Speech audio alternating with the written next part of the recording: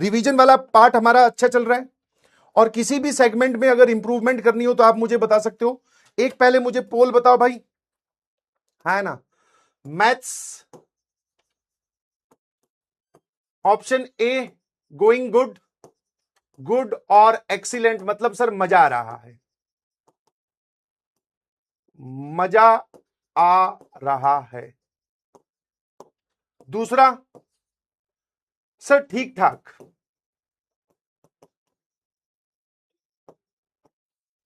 ठीक ठाक, मजा नहीं आ रहा, मजा नहीं आ रहा। सर बेकार, वर्स्ट, ठीक है, कुछ समझ नहीं आ रहा।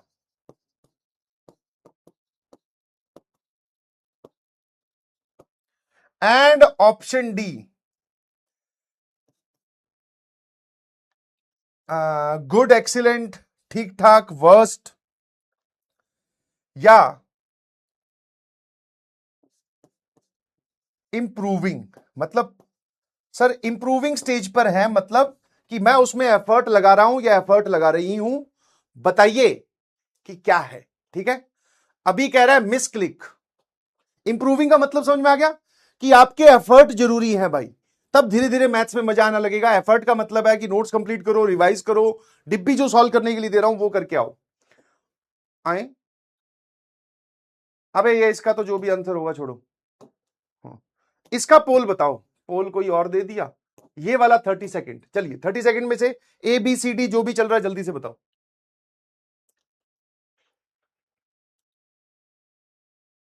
हाँ मुझे बताओ, ताकि मैं उस हिसाब से तुम्हें बताऊं ना कि क्या दिक्कत है। कोई बात नहीं, अगर तुम्हें मैथ्स में मजा आ रहा है तो भी मुझे बताओगे, ठीक ठाक लग रहा है तो भी मुझे ही बताओगे, अगर बिल्कुल मजा नहीं आ रहा है तो भी मुझे बताओ, फिर मैं तुम्हें तरीका बताऊंगा कि कैसे आप इसको इंप्रूव कर सकते हो जल्दी से। ठीक है, जल्दी से सभी लोग एक बार पोल में पार्टिसिपेट करो। मैं एक बार तुम्हारे बैच का नेचर जानना चाह रहा हूं, प्लीज बताइएगा, प्लीज, जरूरी है जानना। ठीक है, तो मैंने एक 30 सेकंड का पोल दिया, आप उसमें अपना आंसर फिल कर दीजिए प्लीज। मेरे हिसाब से तो भाई गुड एक्सीलेंट होना चाहिए, फुल टू जान लगा के पढ़ाया जा रहा है, और ठीक है, या फिर ये, या फिर इंप्रूविंग कंडीशन पे होना चाहिए। तो देख लेते हैं ए कितने परसेंट जनता का है। ओ भाई ये क्या है, एक सेकंड रुकना, एक सेकंड। सर दिस इज लगभग 48% जनता, बहुत बढ़िया। दिस इज लगभग 21% जनता। वर्स्ट वाला इज 3 या 3%, चलो ले लेते हैं। कितना हो गया भाई, 67 + 70 हो गया, और ये वाला लगभग 30% ले लेते हैं। चलिए तो ठीक है, अब देखो अगर आपको मजा आ रहा है, ठीक है, मतलब मैथ से आपकी फ्रीक्वेंसी बैठ गई है, और आपका मतलब सामने आपके मामू खड़े हैं और आपको पढ़ाया हुआ अगर समझ में आ रहा है, तो कीप गोइंग, जो आप कर रहे हो वो करते रहिए प्लीज। ठीक है, जो आप कर रहे हो वो करते रहिए, डेली बेसिस पे काम वही है, उसमें कोई नई चीज ऐड नहीं करनी है आपको। क्लास खत्म, 3% कंप्लीट करो, रिवाइज करो, जो होमवर्क दिया उसको सॉल्व करो। 67 + 70 हो गया, बस, और ये वाला लगभग 30% ले लेते हैं। चलिए अब जिनका ठीक ठाक चल रहा है, प्लीज एफर्ट को इंक्रीज करो। जो लोग बोल रहे हैं मजा नहीं आ रहा, एफर्ट को बढ़ाइए प्लीज। यस, मैं अपनी तरफ से भी एफर्ट इंक्रीज करूंगा, तुम भी अपनी तरफ से एफर्ट, क्योंकि ये देख जर्नी ये नहीं है, समझ में आया कि नहीं समझ में आया। This is not like 10th और 9th क्लास कि मैं इधर से जान लगाता हूं, उधर से तू घर पे जाके रिवीजन नहीं कर रहा है, क्वेश्चन प्रैक्टिस नहीं कर रहा है। आप कंपिटिटिव वर्ल्ड में आ गए हो, इसका मतलब सर अब हमें कंपिटिटिव वर्ल्ड में आ गए हो, दैट मीन सर अब हमें खुद अपने प्रैक्टिस की जिम्मेवारी लेनी पड़ेगी। अब कहानी वो नहीं बची कि हमने थ्योरी पढ़ ली और उसी का ही मतलब 5 सवाल कर लिए, उन 5 में से कोई एक पेपर में आएगा, ऐसा नहीं है। अब हमें एप्लीकेशन सीखनी है सर, मल्टीपल क्वेश्चन सॉल्व कर करके, ताकि हमारे सामने जब उस दिन पेपर देने जाएंगे, जितने भी सवाल होंगे, वो सबसे पहले चीज तो ये है कि वो हमने कभी नहीं देखे होंगे, तो उनमें सॉल्व करने का कॉन्फिडेंस कैसे आएगा, जब हम प्रैक्टिस करेंगे। तो अपने एफर्ट को थोड़ा इंक्रीज करिए, और मैं बार बार एक ही चीज बोलता हूं कि जब आप 90% चीजें कर रहे हो, तो 10% चीजों की वजह से अपनी जर्नी को क्यों खराब करना यार। यहां पे आ भी रहे हो, लेक्चर भी देख रहे हो, ठीक है, अपने एंजॉयमेंट को दबा भी रहे हो, डिस्ट्रैक्शंस को दूर करने की कोशिश कर रहे हो, होमवर्क और डिब्बी के लिए मेहनत कर रहे हो, तो बस हल्का सा एफर्ट और बढ़ाना है। ठीक है, अपने डिस्ट्रैक्शन टाइम को कम करना है, और फर्स्ट प्रायोरिटी पे जेई का होमवर्क रखना है अगर नहीं है तो। ठीक है प्लीज। और ये वर्स्ट वाले सर, ये तो इग्नोर कर दो इनको, ऐसा तो होता ही है भाई, ठीक है सभी लोग तो भगवान से ही खुश नहीं है, तो मेरे से तो कैसे खुश होंगे, या फिर मैथ से तो कैसे खुश होंगे। अब ये वाला जो पार्ट है ना इंप्रूविंग, दैट मीन सर हमें ये बात फील हो रही है कि मैथ्स हो सकता है कि हमारी 10th तक इतनी अच्छी नहीं थी, बट अब जिस तरीके से हमें पढ़ाया जा रहा है, जिस तरीके से हमें क्वेश्चंस दिए जा रहे हैं, प्रैक्टिस में कोई कमी नहीं छोड़ी जा रही, PYQs और रैंडम अलग अलग प्रकार के क्वेश्चंस, मॉड्यूल के क्वेश्चंस, अलग अलग किताबों के क्वेश्चंस, डिफिकल्ट, आसान, इजी, मीडियम, चैलेंजर, सब प्रकार के क्वेश्चंस करवाए जा रहे हैं, तो हमें इंप्रूव होता हुआ दिख रहा है। तो मेजर कैटेगरी मेरे लिए ये दोनों है, वेरी गुड। और ये वाली कैटेगरी से मैं रिक्वेस्ट करूंगा कि एफर्ट बढ़ा दीजिए, आपको आउटपुट दिखने लगेगी। समझ में आया? स्ट्रगलिंग जोन मैंने आपको बताया था, तो हो सकता है कुछ लोग इस स्ट्रगलिंग जोन में हो, ठीक है, हाँ है ना, तो आपको ये स्ट्रगलिंग जोन वाला पार्ट थोड़ा क्लियर करना पड़ेगा, ये थोड़ा सा गड़बड़ पार्ट होता है, घबराने की कोई जरूरत नहीं है, ठीक है। कितने लोग मेरी बात समझ गए भाई, ईमानदारी से बताना। हाँ ठीक है। तो अच्छा चल रहा है, ठीक है, बैच इज गोइंग गुड। समझ गए कि नहीं समझे? अब सबसे बड़ी दिक्कत आती है इन सब दोनों केसेस में कि क्वेश्चन सॉल्व नहीं हो रहे, ठीक है, ये आपको ऐसा पता चलेगा।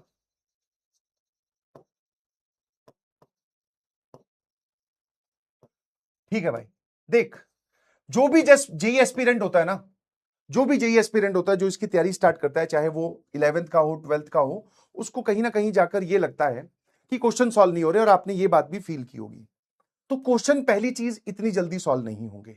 अगर आपके दिमाग में ये वाला रास्ता है, 5 मिनट और लूंगा मैं, कि भाई हमने थ्योरी पढ़ी, क्लास के क्वेश्चंस देखे, और उसके बाद में हम डायरेक्टली क्वेश्चंस पे चले जाएं तो वो सॉल्व हो जाएंगे, ऐसा नहीं होता, ठीक है, हाँ है ना। सर क्या है इसमें, थ्योरी आपको कंप्लीट करनी है, यस, एक एक फॉर्मूला, एक एक चीज, एक एक कॉन्सेप्ट क्लियर होना चाहिए। क्लास के क्वेश्चंस को आप रीअटेम्प्ट करो, और मैं जो ये तुम्हें बादल स्ट्रेटेजी बता रहा हूं कि आप क्लास खत्म होने के बाद में जब अपने नोट्स कंप्लीट कर रहे हो, तो हर क्वेश्चन के बगल में आप, लगभग हर सवाल के बगल में बादल बनाकर ये लिखो कि इस क्वेश्चन में सर ने क्या स्टेप किया, इस क्वेश्चन में नई चीज क्या थी, हमें क्या चीज ध्यान रखने के लिए बोला। इससे आपका दिमाग इंप्रूव होगा, आपकी थॉट प्रोसेस डेवलप होगी, ठीक है, हाँ है ना। तो आपने रीअटेम्प्ट कर लिए सारे क्वेश्चंस, फिर आप क्वेश्चंस पे गए, इससे आपकी अमाउंट थोड़ी बढ़ जाएगी। मान लो पहले आप 10 सवाल कर रहे थे और आपसे 5 हुए, 5 नहीं हुए, तो इस बादल स्ट्रेटेजी के बाद में आपसे 7 क्वेश्चंस होने लग जाएंगे, मतलब 3 क्वेश्चंस अभी भी उस कैटेगरी में लाया करेंगे, 3 या 4 क्वेश्चन जो आपसे अभी भी नहीं सॉल्व हुए आउट ऑफ 10। तो पहली चीज तो इस चीज को कोई बिग डील नहीं है, नो बिग डील, ठीक है, क्वेश्चन सॉल्व ना हो कोई बड़ी बात नहीं है, यस। पहले आप इसको एक्सेप्ट करो कि सर यस, कंपटीशन वर्ल्ड में ऐसा ही होता है कि हमारे सामने 10 सवाल आएंगे, उसमें से हम 50% या 60% ही क्वेश्चन सॉल्व कर पाएंगे, बाकी 40% हमसे नहीं सॉल्व होंगे। अब जो क्वेश्चन नहीं सॉल्व हुए, जैसे मान लो क्वेश्चन नंबर 1 से लेकर क्वेश्चन नंबर 10, क्वेश्चन नंबर 5 आपसे नहीं हुआ, क्वेश्चन नंबर 9 नहीं हुआ, और क्वेश्चन नंबर 7 नहीं हुआ, लेट्स से, तो ठीक है, आपने उसका सॉल्यूशन देखा या मैंने डिस्कस किया, क्योंकि डीपीपी और डिब्बी डिस्कस कर ही रहे हैं क्लास में, फिर उसका रीजन आपके पास बादल के फॉर्म में होना चाहिए कि मैंने इसमें फॉर्मूला गलत लगाया, मैंने इसमें कैलकुलेशन एरर की, मुझे इसमें पता नहीं था कि भाई क्या करना है, ये मेरे लिए नया है, तो उसके बगल में लिख दो न्यू टू मी, हाँ है ना। ऐसे सवालों की टैगिंग करनी स्टार्ट कीजिए प्लीज, ये एक इंप्रूवमेंट का तरीका होता है, और मैं सिखा रहा हूं ये तरीका कि 10 में से ये इतना काम करने के बाद में भी सर 4 या 3 क्वेश्चन हमसे नहीं सॉल्व हो रहे, तो कोई दिक्कत नहीं है, आप उनका सॉल्यूशन देखो, उस सॉल्यूशन में जो चीज इस्तेमाल हुई है, अब बताओ कि तुम्हें, क्योंकि सॉल्यूशन देखने के बाद में सवाल समझ में आता है, अब बताओ कि तुम्हें अंदर से एक चीज फील होगी, अच्छा ये करना था, तो वो जो अच्छा ये करना था, वो जो तुम्हें चीज रियलाइज हुई, उसको बादल के फॉर्म में उस सॉल्यूशन के बगल में लिखो भाई।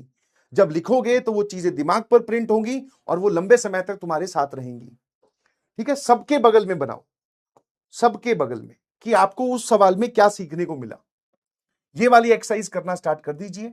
Believe me this is the only way of improving in mathematics. बाकी प्रैक्टिस तो है ही, प्रैक्टिस करने जाओ, सवाल नहीं हो रहे उनसे मत डरो, तुम तो प्रैक्टिस करते जाओ बस। जो नहीं होंगे उनका सॉल्यूशन बताया जाएगा, वहां से नई चीज सीखोगे, उसको दिमाग में रखना, लिख लेना। कितने लोगों को मेरी बात समझ में आई? हाँ, डिब्बी कहां मिलेंगे? अरे नहीं पता।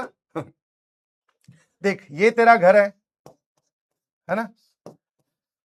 घर से बाहर निकल, यहां पे वो ठग्गू की दुकान है ना, ठग्गू, ठग्गू की दुकान, जहां से तू कभी कभी चॉकलेट, है ना, छुप के लाता है, चिप्स के पैकेट, कुरकुरे, उन्हीं को जाकर बोलना भैया सेट थ्योरी का चैप्टर खत्म हो चुका है, सेट थ्योरी की डिब्बी दे दो। यस, वो दे देंगे, वहां मिलेंगे। सत्यानाश हो। अरे भाई, इस हर एक लेक्चर के लास्ट में डिब्बी अटैच्ड होते हैं यार, पीडीएफ नोट्स देखता ही नहीं है क्या भाई? गजब लोग हो, सैल्यूट है तुम्हें एकदम। बोल रहा डिब्बी कहां मिलेंगे। चलिए, अब जरा देखना वापस, जैसे ये वाला क्वेश्चन बहुत सारे बच्चों से नहीं सॉल्व हुआ होगा, अब इसका रीजन पता करना कि कैसे सॉल्व ये एक्चुअल में क्वेश्चन होता है, और आपको लगे कि कोई नई बात पता चली है तो न्यू टू मी लिख देना इसमें, बगल में बादल बनाकर। अगर क्लास के बीच में टाइम नहीं मिल रहा, क्लास के बाद में, कोई बात नहीं, नोट्स कंप्लीशन का अलग से आपको मैंने बोला था 1.5 घंटा चाहिएगा दोनों क्लासेस के नोट्स कंप्लीट करने के लिए, तो उसमें यही होता है, बादल कंप्लीट करना और अपना थ्योरी पोर्शन जो रह गया वो लिखना है, ठीक है।